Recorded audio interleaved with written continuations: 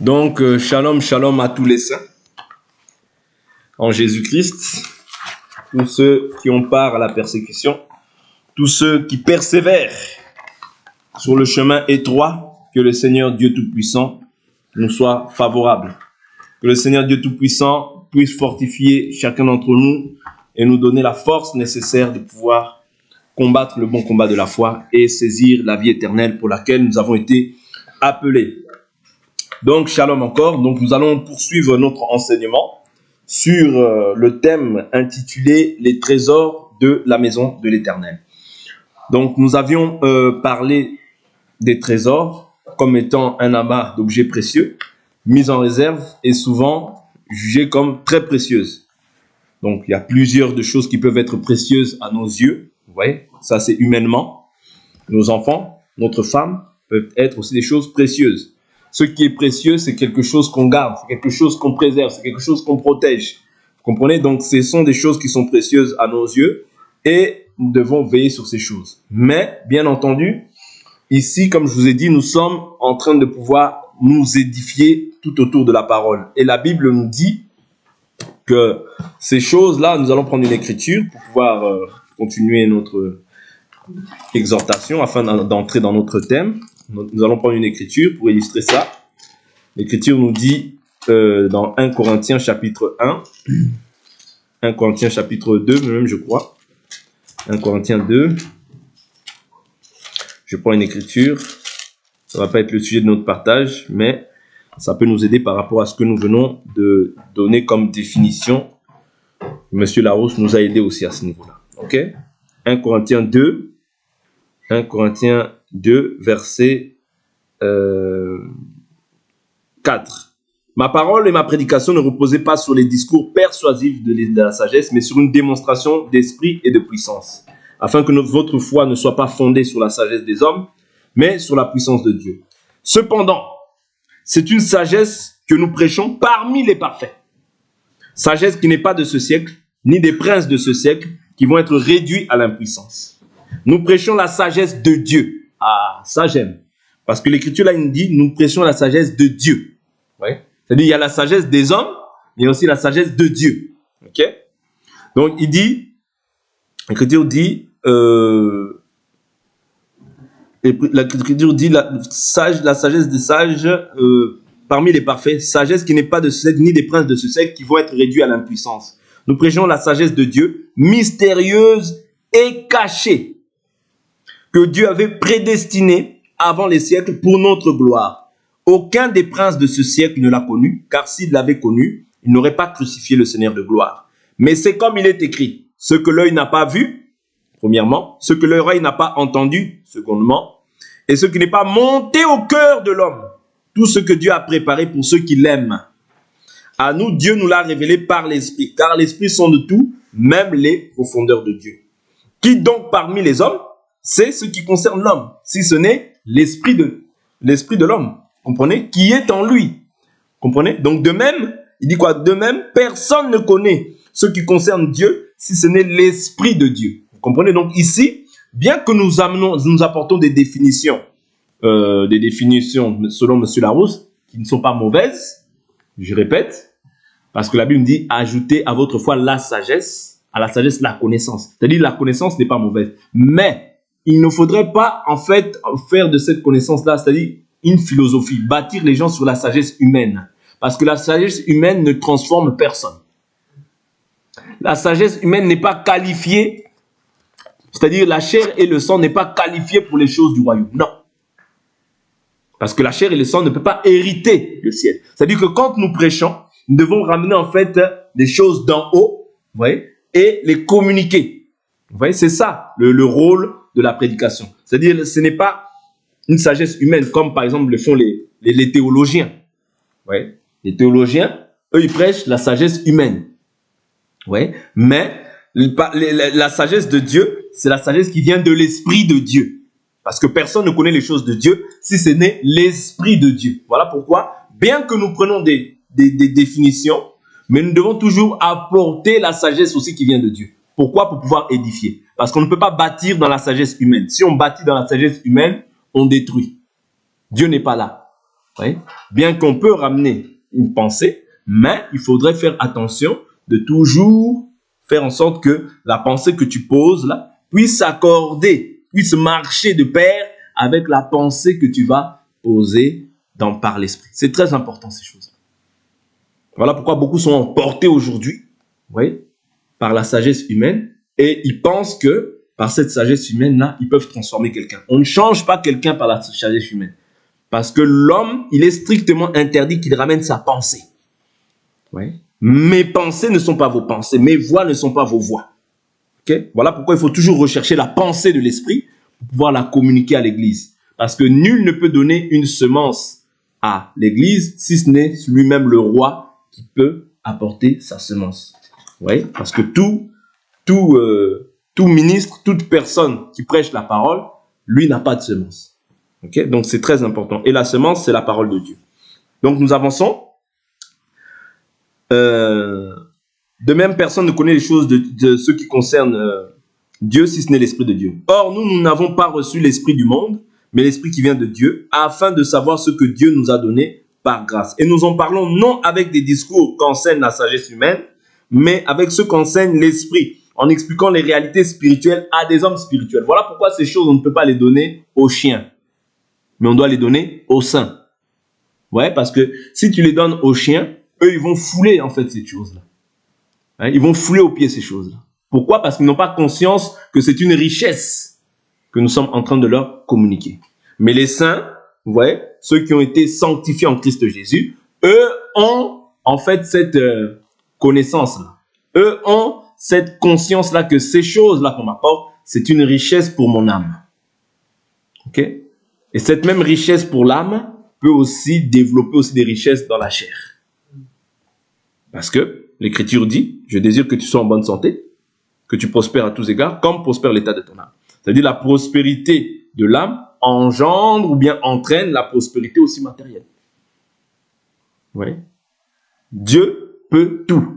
Voilà pourquoi il dit, cherchez premièrement le royaume et sa justice, ça c'est l'âme, et le reste, toutes ces choses-là pour nous c'est le reste. C'est-à-dire nous ne courons pas après ça, nous courons après le royaume, et le royaume se chargera de tout ce dont nous avons besoin. N'oubliez pas ces choses-là, ce sont des points importants. Ok? Donc, j'ai dit ça, j'ai pris cela, pourquoi? Simplement pour pouvoir illustrer, en fait, ce qu'est notre foi. Vous voyez, sur quoi nous devons être posés. Les trésors que nous amassons, ce ne sont pas des trésors de la terre, mais ce sont des trésors du ciel. Vous voyez, donc aujourd'hui, nous avions vu que bibliquement parlant, le temple symbolise quoi? La maison où réside Dieu. Vous voyez, le temple, parce que ici, je répète, le thème, c'est les trésors de la maison de l'Éternel. C'est-à-dire les trésors étaient dans la maison de l'Éternel. Et le temple était à Jérusalem, n'était pas ailleurs. C'est-à-dire, bien qu'il y avait des gens qui pouvaient aussi sacrifier ailleurs, mais Dieu n'était pas là-bas. Voilà pourquoi il ne s'agit pas, ce n'est pas parce que quelqu'un dit qu'il prie, que Dieu est là. Non.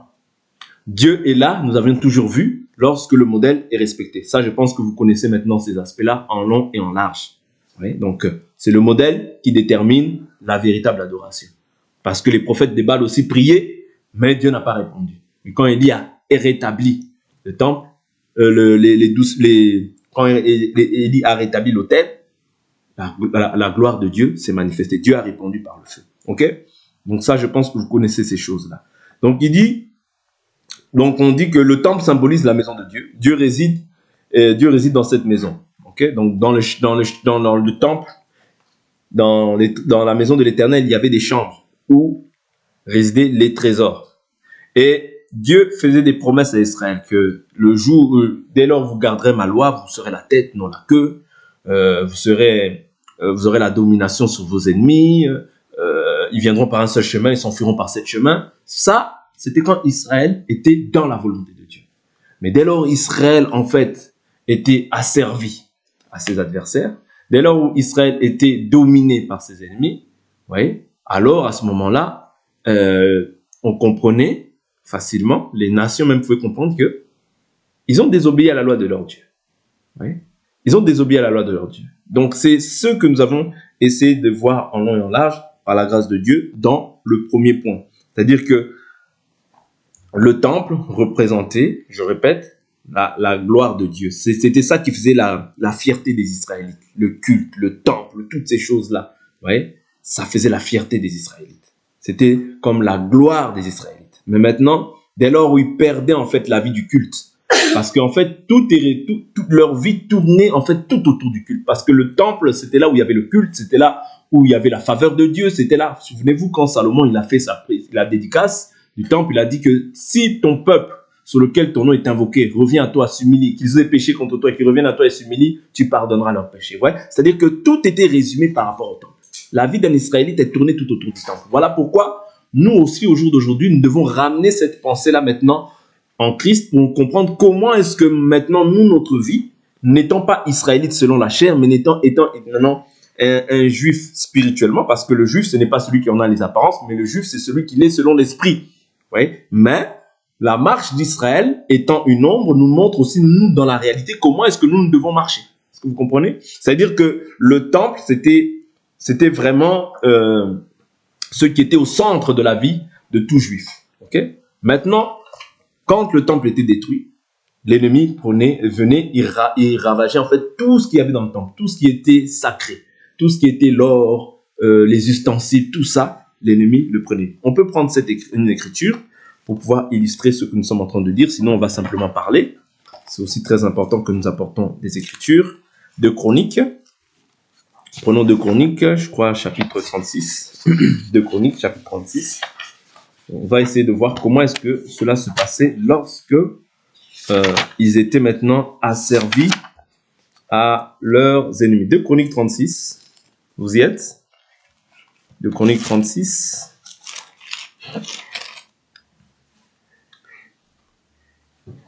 Prenons à partir, on va lire, hein, on va beaucoup lire, c'est important aussi. Je prends à partir du verset 5. Jéhoïakim avait 5 ans lorsqu'il devint roi, et il régna 11 ans à Jérusalem. Il fit ce qui est mal aux yeux de l'Éternel son Dieu. Nebuchadnezzar, roi de Babylone, monta contre lui, et l'attacha avec des entraves de bronze, pour le conduire à Babylone. Nebuchadnezzar emporta à Babylone des objets de la maison de l'Éternel, les mit dans son palais à Babylone. Vous voyez, c'est-à-dire que les trésors n'étaient plus à leur place, n'est-ce pas? Parce que c'était les trésors de la maison de l'Éternel. Mais là, c'était maintenant des trésors qui étaient dans un temple étranger. Ouais, dans un temple étranger. Parce qu'il dit quoi? Nebuchadnezzar emporta à Babylone des objets de la maison de l'Éternel et les mit dans son palais à Babylone. C'est-à-dire que les trésors n'étaient pas à leur place. Les trésors que nous avons doivent être à une place bien précise. Parce que nous avons dit qu'au jour d'aujourd'hui, le temple, ce n'est plus un temple physique dans lequel nous devons aller nous rendre en particulier. Mais le temple, aujourd'hui, selon 1 Corinthiens chapitre 3, verset 16, c'est toi et moi. Ne savez-vous pas que vous êtes le temple de Dieu, que l'Esprit de Dieu habite en vous? Si quelqu'un détruit le temple de Dieu, Dieu le détruira, car le temple de Dieu est saint, et c'est ce que vous êtes. C'est-à-dire que lorsque l'ennemi vient, Jean 10, 10, le voleur ne vient que pour égorger, tuer, détruire. Mais lorsque maintenant l'ennemi te captive, et que maintenant les pierres sont des pierres ensevelies, des pierres mortes, la chose que l'ennemi va faire, c'est simplement t'asservir. C'est-à-dire tu lui as donné la possibilité maintenant de pouvoir prendre en fait tous les trésors qui étaient en toi. Nous avions illustré aussi les trésors comme étant la gloire de Dieu. C'est-à-dire quand Dieu n'est plus là, c'est-à-dire tu as perdu les trésors. Quand tu perds la vie de prière, quand tu perds la vie de la méditation de la parole, tu as perdu les trésors. Parce que toutes ces choses-là, en fait, c'est un trésor que nous détenons dans un vase de terre. Ce vase de terre-là, c'est cette chair. Vous voyez, nous détenons tout un trésor. Voilà pourquoi la chose que l'ennemi veut d'abord que tu perdes, c'est toutes ces choses-là. La prière, ça ne t'intéresse plus. La parole, tu la mets de côté. La Bible nous dit, ceux qui abandonnent la loi, je vous prends souvent cette écriture, loue le méchant. Pourquoi tu loues le méchant? Parce que tu as d'abord abandonné la loi. Mais la Bible dit que celui qui la garde s'irrite envers lui. Vous voyez? C'est-à-dire que comment est-ce que si on peut reconnaître celui qui garde la loi? C'est celui qui s'irrite envers le méchant. C'est celui qui ne fait pas bonne chère avec le méchant. Ah, je vous le dis, hein, ne croyez pas que même si l'écriture quand on prend l'écriture dans toute sa rigueur, Dieu ne veut pas que nous puissions nous allier avec les méchants. Dieu ne veut pas. Dieu ne veut pas que toi tu fasses bonne chère avec le méchant. Dieu ne veut pas. Parce que l'écriture est claire. Parce que tu vas me prendre une autre écriture qui va dire oui, mais ce n'est pas d'une manière absolue. Oui, ce n'est pas d'une manière absolue. Sinon, nous devrions sortir de ce monde. Mais ça, c'est dans un contexte aussi particulier. Ce n'est pas en vain que Dieu avait permis dans l'ancienne alliance que les Juifs n'aient pas de relation avec les païens. Ce n'est pas en vain. Pourquoi? De peur qu'ils puissent imiter aussi leur mode de vie, leur style de vie et se conformer à ces choses-là. Ouais. Mais dans la pensée parfaite, les enfants de Dieu doivent rester avec les enfants de Dieu, qui craignent Dieu, pas ceux qui marchent, qui sont ni chauds ni froids. Non. Ouais. Donc, continuons l'écriture. J'étais à quel verset? Verset 7. Nebuchadnezzar emporta à Babylone des objets de la maison de l'Éternel et les mit dans son palais à Babylone. Le reste des actes de Jéhoiakim, les horreurs qu'il commit et ceux qui se trouvaient en lui, cela est écrit dans le livre des rois d'Israël et de Juda. Son fils Jéhoiakim régna à sa place.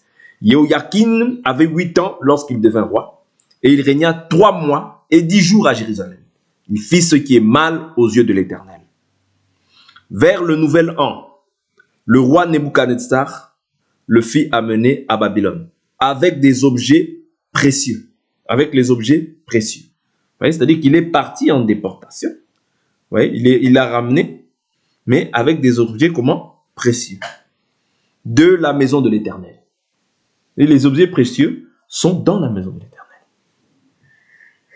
N'oublie pas c'est ce que tu es. Parce que si tu oublies la pensée, tu vas me perdre en fait au cours de cet enseignement. Vois la maison de l'Éternel comme si c'était toi. Quand cette maison est détruite, c'est toi qui es détruit. Quand l'ennemi vient, il t'a servi, c'est toi qui l'as servi. Mais quand il vient, il ne va pas venir comme ça. C'est-à-dire quand il vient, il cherche à détruire, il ne va pas seulement détruire. Il doit ravir. Il doit voler. Pourquoi s'il ne vole pas? De peur que cette chose-là soit rétablie. Souvenez-vous, lorsque Sambala, Tobia, l'arabe, Geshem, ils viennent, qu'est-ce qu'ils disent? Ils disent, ces pierres ensevelies reprendront-ils vie? Si un renard s'élance, il créera quoi? Une brèche. C'est-à-dire le but de l'ennemi, c'est une brèche, c'est qu'il y ait une brèche. Pourquoi? Parce que la brèche te permet de pouvoir entrer. Est-ce que vous comprenez? Mais s'il n'y a pas de brèche, tu ne pourras pas entrer. Mais plus cette maison s'est levée, plus l'ennemi prenait peur. Plus cette maison s'est levée, plus maintenant il cherchait à intimider les Israélites pour qu'ils ne puissent pas en fait continuer, poursuivre cette œuvre. Voilà pourquoi l'ennemi, tant qu'il sait que la maison n'est pas encore bien bâtie, il va chercher c'est-à-dire à intimider. Il va chercher à mettre la peur. Or, quand ta maison n'est pas bien bâtie, c'est-à-dire la personne n'a pas encore la connaissance suffisante aussi. Vous comprenez? Mais quand la personne a une connaissance suffisante, il sait que maintenant, ce sera difficile pour cette personne de pouvoir s'éloigner. Mais maintenant, lorsque tu as la connaissance, le problème c'est quoi? Maintenant, c'est-à-dire l'ennemi va chercher à te distraire. Distrais-toi, tu as déjà la connaissance, c'est bon, tu peux te distraire. Tu peux ne pas prier, qu'est-ce que ça fait? Tu pries, toujours prier, ça fait quoi? C'est-à-dire chercher à diminuer le standard de l'évangile pour pouvoir maintenant t'asservir à des passions charnelles. Parce que quand tu vis selon la chair, la Bible nous dit, si vous vivez selon la chair, vous allez quoi? Mourir. Mais si par l'esprit vous faites mourir les actions du corps, vous vivrez. Vous comprenez? C'est-à-dire que maintenant, quand tu as la connaissance, l'ennemi sait que, même s'il vient comme ça, il te dit, oh, Jésus n'est pas Dieu. Il sait que, tu ne vas pas céder à ça. Vous comprenez? Mais maintenant, l'ennemi, c'est quoi? C'est que tu mènes une vie charnelle. Parce que plus tu vis selon la chair, plus tu perds aussi la sensibilité avec Dieu. Plus tu vis selon la chair, plus maintenant tu deviens moins sensible aux choses de Dieu. C'est-à-dire, et tu perds, souvenez-vous, je prends toujours des écritures pour pouvoir raviver votre mémoire. Lorsque Moïse baissait les bras, Amalek avait la domination sur lui. Mais lorsque Moïse élevait les mains, Josué avait la domination sur Amalek. Cela veut dire quoi? Paul vient nous dire que je désire que les hommes prient en tout lieu, en élevant des mains pures, sans colère ni contestation. C'est-à-dire quand tu élèves des mains, tu es en train de prier. Tu es en train de rechercher la volonté, la faveur de Dieu. Parce que prier, c'est parler à Dieu. Mais moins tu parles à Dieu, plus maintenant c'est les désirs en fait humains qui vont commencer à croître en toi, à grandir dans ta vie. Et c'est ça que l'ennemi essaye de faire aujourd'hui. Parce que maintenant l'ennemi va chercher d'autres stratégies pour pouvoir maintenant t'asservir à sa volonté. Il va envoyer la distraction. N'oubliez pas, je vous prends souvent cette écriture, ils mangèrent, s'assirent et burent et demandèrent à Aaron, fais-nous des dieux qui marchent. Aujourd'hui, les dieux, bien sûr, les gens ne vont pas, ils ont la connaissance que faire une image, c'est un faux dieu. Ils ont la connaissance que se prosterner devant une statue, ils ne le feront jamais. Vous voyez, ils ont la connaissance que aller prier Bouddha, ils ne le feront pas. Ils ont la connaissance que aller prier dans telle ou telle assemblée ou telle église, ils ne le feront pas. Mais maintenant, quelles sont les idoles qui grandissent dans les cœurs? Ouais. L'amour de l'argent. Est-ce que vous comprenez? C'est une idolâtrie. L'amour de tes enfants, mais d'une manière exagérée. C'est une idolâtrie.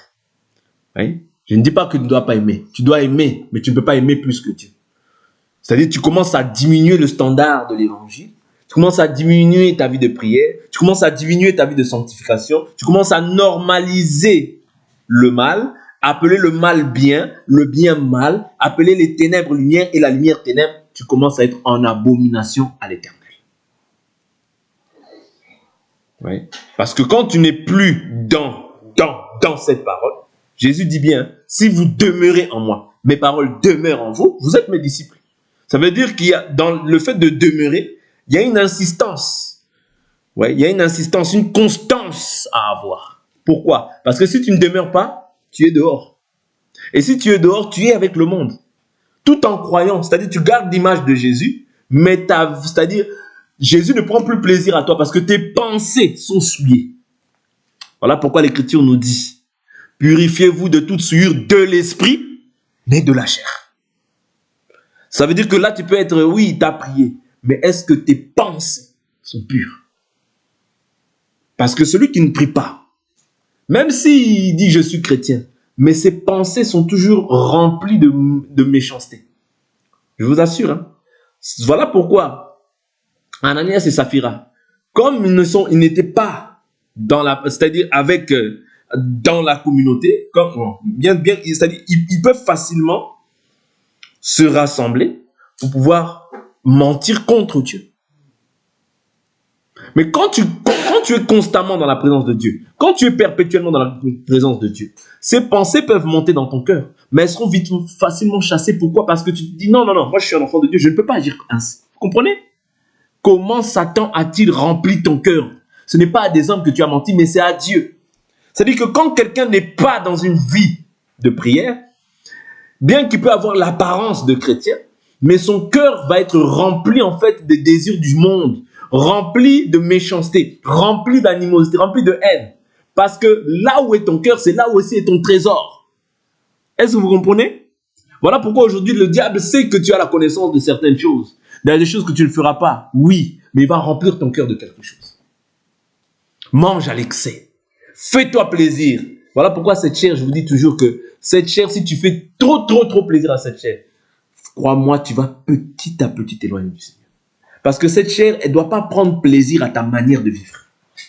Je ne sais pas si vous comprenez. C'est-à-dire cette chair, elle doit sentir qu'il y a une opposition. C'est-à-dire ta chair ne doit pas être contente.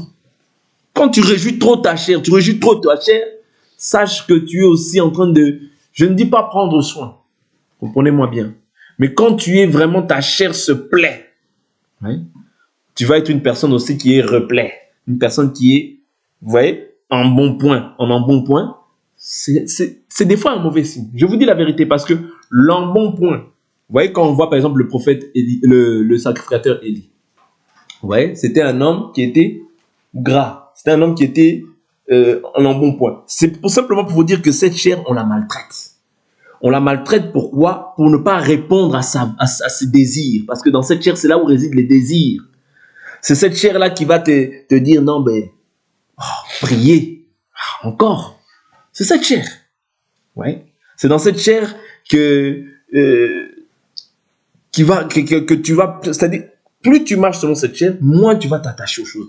Voilà pourquoi il faut vraiment faire un travail sur toi-même et maltraiter ta chair. C'est pas pour rien que Paul dit, je traite durement mon corps. Je traite durement mon corps. Parce que ce corps-là, il a une volonté. L'esprit a aussi une volonté. Okay? Continuons la lecture. Verset 11. Sédécias avait 21 ans lorsqu'il devint roi, et il régna 11 ans à Jérusalem. Il fit ce qui est mal aux yeux de l'Éternel, son Dieu. Il ne s'humilia pas devant le prophète Jérémie, qui parlait au nom de l'Éternel. Il se révolta même contre le roi Nebuchadnezzar qui lui avait fait prêter serment par Dieu. Il raidit sa nuque et endurcit son cœur au lieu de revenir à l'Éternel, le Dieu d'Israël. Tous les chefs des sacrificateurs et le peuple multiplièrent aussi les pires infidélités, suivant toutes les horribles pratiques des nations. Ils profanèrent la maison de l'Éternel, qu'ils avaient sanctifiée à Jérusalem. L'Éternel, le Dieu de leur père, leur avait envoyé de bonnes heures des avertissements par l'intermédiaire des messagers, car il voulait épargner son peuple et sa propre demeure. Mais il se moquait des messagers de Dieu, il méprisait ses paroles. Vous voyez? Ce qui a été, c'est ce qui est, c'est ce qui sera. Rien de nouveau sous le soleil.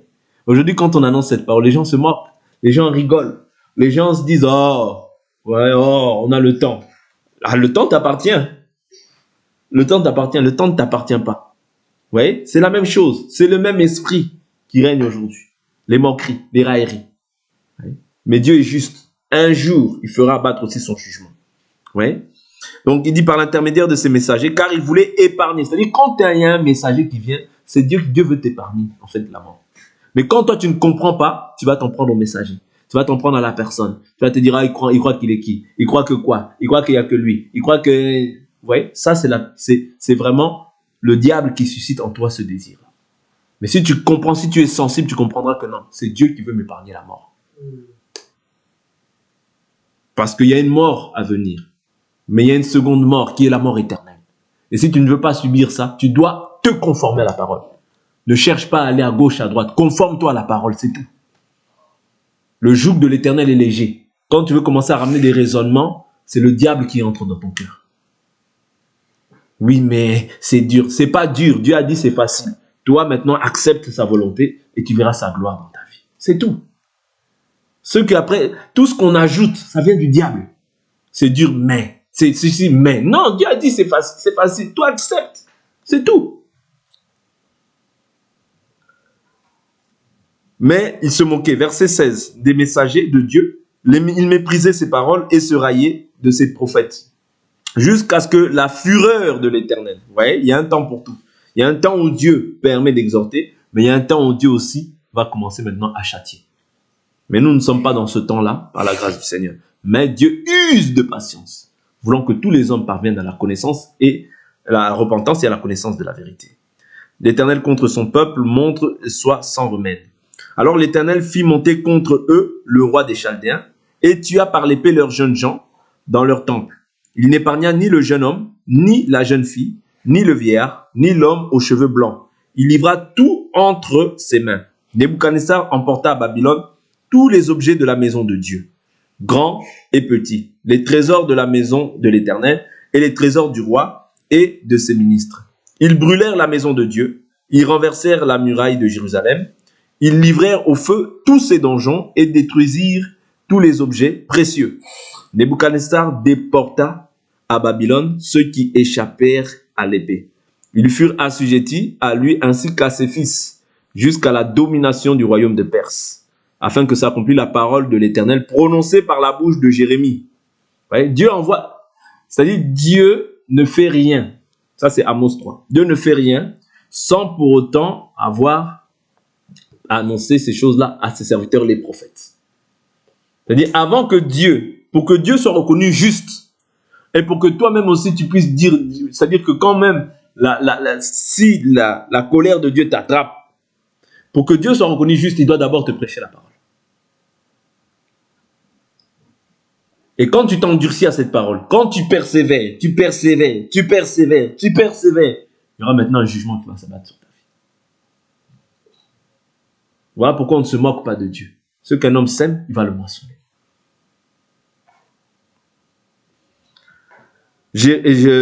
Verset 21, afin que s'accomplisse la parole de l'Éternel prononcée par la bouche de Jérémie, jusqu'à ce que le pays ait joui de ses sabbats. Il eut du repos tout le temps qu'il fut désolé, jusqu'à l'accomplissement de 70 ans. La première année de Cyrus, roi de Perse, afin que s'accomplisse la parole de l'Éternel prononcée par la bouche de Jérémie, l'Éternel réveilla l'esprit de Cyrus, roi de Perse, qui fit faire de vive voix et par écrit cette publication dans tout son royaume. Vous voyez, donc là, après, c'était pour la reconstruction. Parce que Quand même Dieu frappe, mais il y a un temps aussi où il rétablit. Mais si les gens se repentent sincèrement. Comprenez? Donc ici, qu'est-ce qui s'est passé? Il s'est passé que Dieu a prévenu, Dieu prévient, Dieu prévient. Dieu agit, c'est-à-dire Dieu nous dit quoi? Dans les temps passés, ça c'est Hébreux chapitre 1. Dans les temps anciens, Dieu a parlé par les prophètes. Oui? Dans les temps dans lesquels nous sommes, Dieu nous a parlé par le Fils. Aujourd'hui, Dieu, lorsque on voit la parabole du riche et du pauvre, qu'est-ce que dit Abraham au riche? Il dit, il a Moïse ainsi que les prophètes, qu'il les écoute. Ouais. Il dit, j'ai 5 frères. Père Abraham, permets-moi d'aller les voir simplement pour qu'ils puissent se repentir. Il dit non. Si même une personne revenait à la vie, il ne l'écouterait pas. Ils ont Moïse et les prophètes qui les écoutent. Aujourd'hui, Dieu parle par le ministère de la parole. Apôtre, pasteur, prophète, docteur, évangéliste.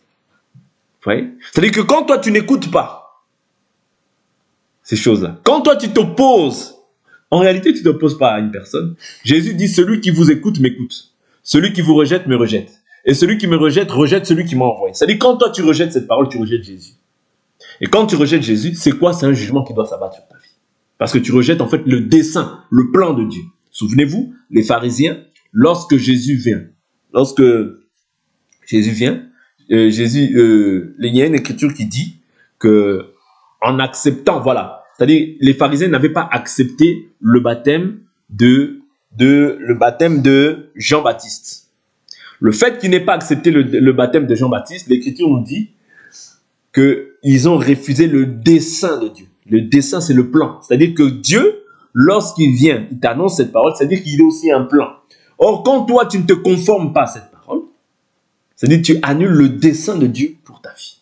Le plan que Dieu a pour ta vie, tu l'annules.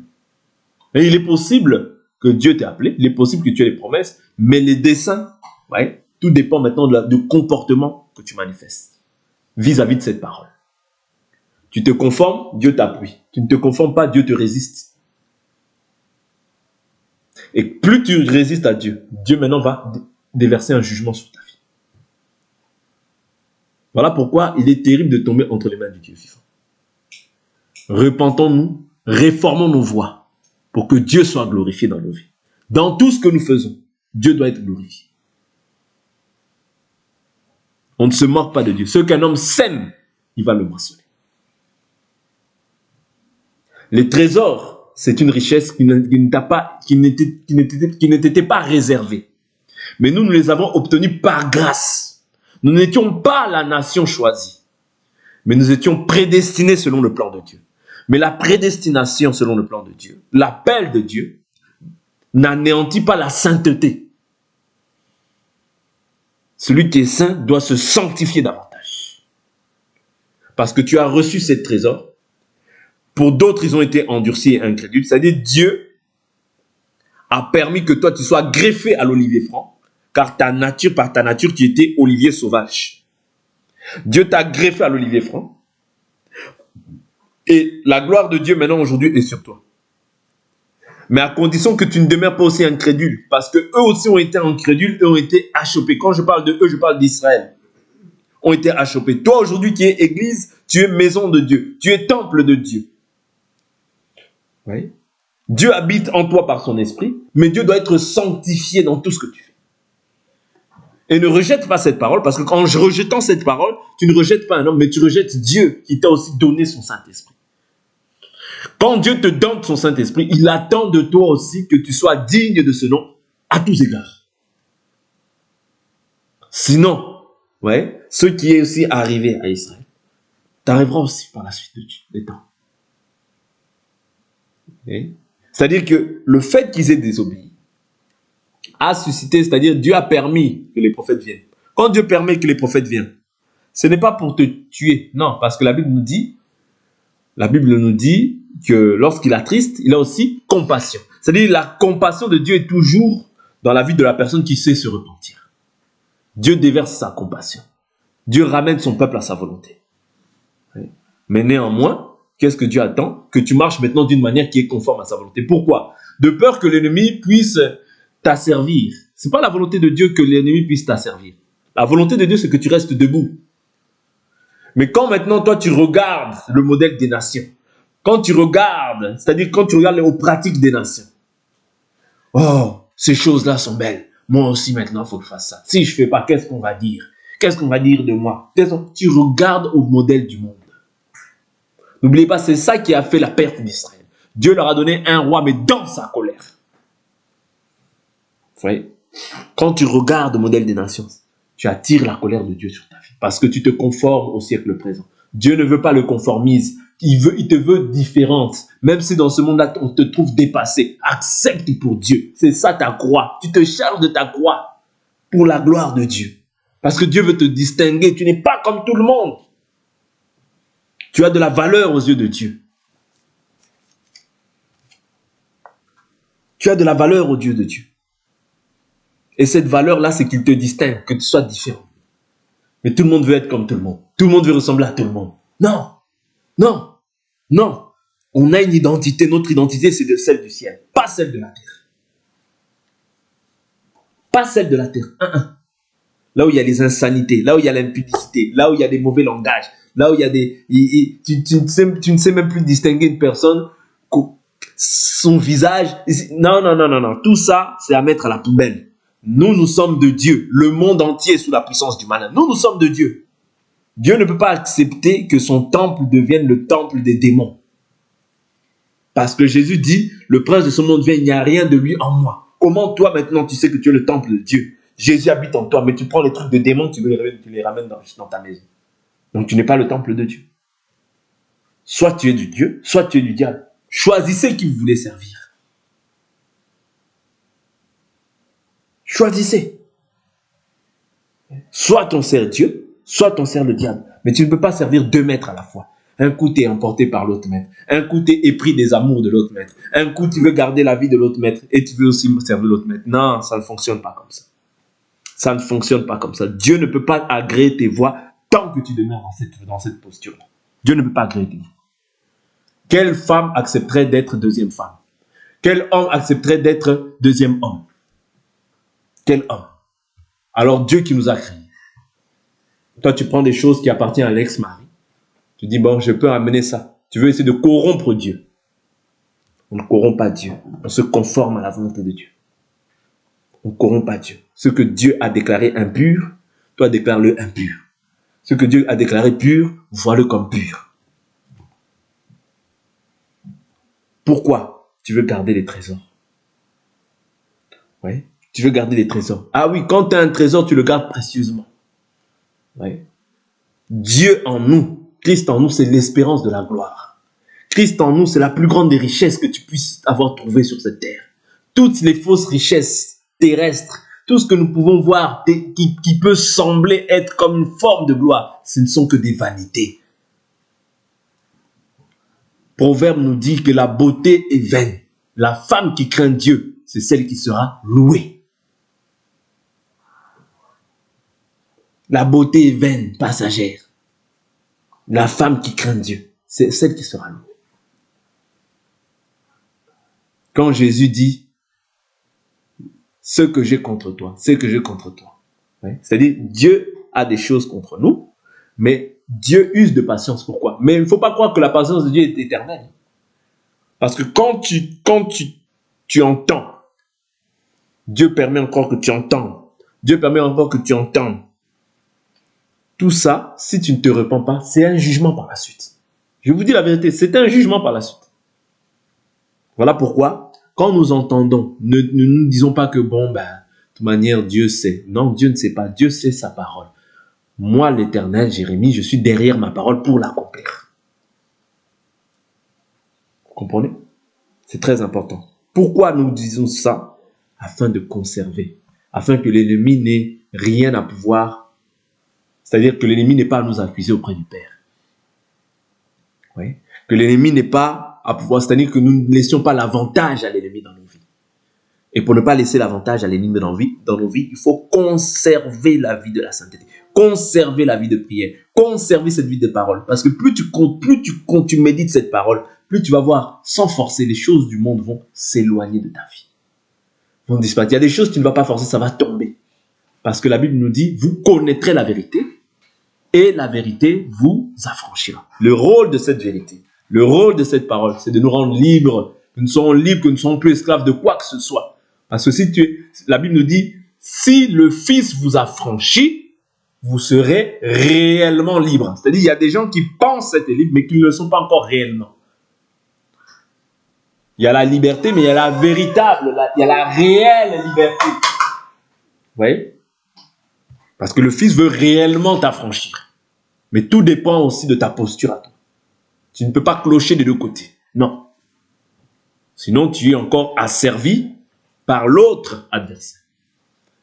Et ce que nous devons nous préserver, vous voyez, dans cette génération, c'est le mélange.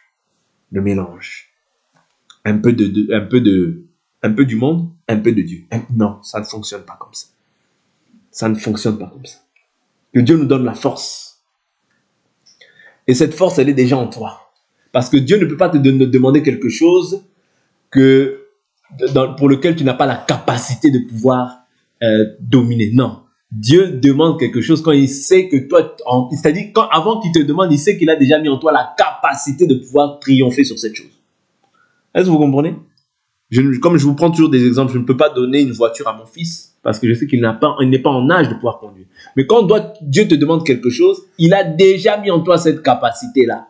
C'est-à-dire que quand tu ne veux pas, c'est que toi-même tu ne veux pas, tu t'opposes à Dieu.